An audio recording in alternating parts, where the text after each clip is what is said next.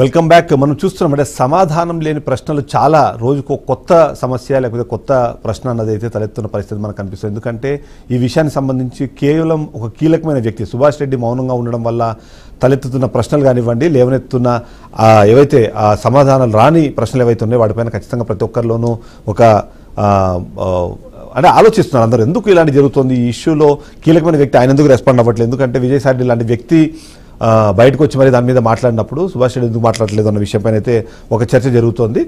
మరొకసారి మనము శాంతి గారు కూడా మనతో పాటు లైవ్లో జాయిన్ అయ్యారు. శాంతి గారు, చెప్పండి.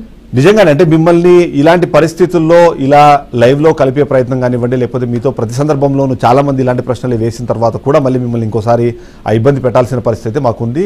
నిజంగా దాని గురించి నేను మొదటగా బీఆర్కే న్యూస్ నుంచి మేము ఫస్ట్ మిమ్మల్ని క్షమాపణలు అడుగుతూనే నేను ప్రశ్నలు అయితే అడుగుతాను. ఎందుకంటే ఇది చాలా కీలకంగా, అంటే కొన్ని ప్రశ్నలకు సమాధానాలు రావాలి, ఎవరికి వాళ్ళు వాళ్ళ వర్షం చెప్పే క్రమంలో మిమ్మల్ని అక్కడ నిందితురాలుగా చూపించే ప్రయత్నం చేస్తున్నది మా అభిప్రాయం. అందుకని మీ వర్షన్ అనేది ఖచ్చితంగా జనాల్లోకి కరెక్ట్గా వెళ్ళాలి, ఆ ప్రశ్నలకు సమాధానాలు మీరు డైరెక్ట్గా ఇస్తే బాగుంటుందన్నది మాత్రమే మా ప్రయత్నం, అంతకు మించి వేరే ఉద్దేశం ఏం లేదు. నేను జర్నీలో ఉన్నాను, అడ్వకేట్ గారికి అన్ని తెలుసు, అన్ని చెప్పాను మేము ఆయన దగ్గర. అయితే మీ వాయిస్ ప్రాబ్లం వచ్చినప్పుడు నేను అడ్వకేట్ గారిని తీసుకుంటాను, బట్ కొన్ని సమాధానాలు మీరే చెప్పాలి. అది చాలా కీలకమైన పాయింట్స్ ఉన్నాయి. అది అడ్వకేట్ గారి వాయిస్ కాదండి, నేను ఒక పాయింట్ చెప్తాను. అడ్వకేట్ గారు చెప్పే మాటలు ఏవైనా సరే మీ ద్వారా వచ్చిన వార్త కాబట్టి అది ఖచ్చితంగా మాకు అది ప్యాసివ్ వాయిస్ అవుతుంది, కానీ అది మెయిన్ అంటే ఫస్ట్ సోర్స్ ఆఫ్ న్యూస్ అవ్వదండి అది. కాబట్టి మీరే ఫస్ట్ సోర్స్ ఆఫ్ న్యూస్ అవుతారు. ఏ విషయమైనా మీకు సిగ్నల్ ప్రాబ్లం వచ్చినప్పుడు నేను కావాలంటే ఖచ్చితంగా పృథ్వీ గారితో నేను తీసుకుంటాను. ఒక విషయము, నేను చెప్పిన ఫస్ట్ ఇంటర్వ్యూలో అన్ని చెప్పాను, అందరూ మీడియా వాళ్ళందరూ వచ్చారు, అన్ని చెప్పి ఉన్నాను.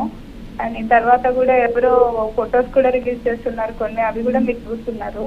నేను ఏదున్నా సరే లీగల్ గా జుడిషియరీ ఉంది, సో దాని ద్వారా వెళ్ళాలి అనేసి చాలా మీటింగ్స్ లో కూడా చెప్పాను. ఇక్కడ జ్యుడిషియరీ సిస్టమ్ కన్నా ముందు అంటే మీరు అన్నట్టుగా మీడియా ట్రయల్స్ ఎక్కువ అవుతున్నాయండి ప్రజల్లో. ఒక పాయింట్ చెప్తాను వినండి, ప్రజల్లో దీనికి సంబంధించి అంటే కొన్ని రకాల అనుమానాలను లేవనెత్తేసి మీరు కోర్టుకెళ్లి జ్యుడిషియరీలో తెలుసుకోవడానికి చాలా టైం పడుతుంది, కానీ అంతకు లోపే మిమ్మల్ని నమ్ముకున్న వాళ్ళు లేకపోతే మిమ్మల్ని నమ్ముతున్న వాళ్ళు వాళ్ళందరూ ఇవాళ ఇబ్బందుల్లో పడుతున్న పరిస్థితి మనకు కనిపిస్తుంది.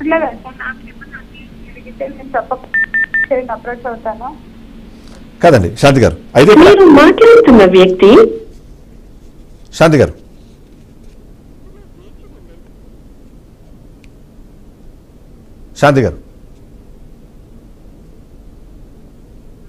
రైట్, సిగ్నల్ ప్రాబ్లం ఉన్నట్టుంది, మళ్ళీ ఒకసారి మేము తను కనెక్ట్ చేసే ప్రయత్నం చేస్తాం. పృథ్వీ గారు,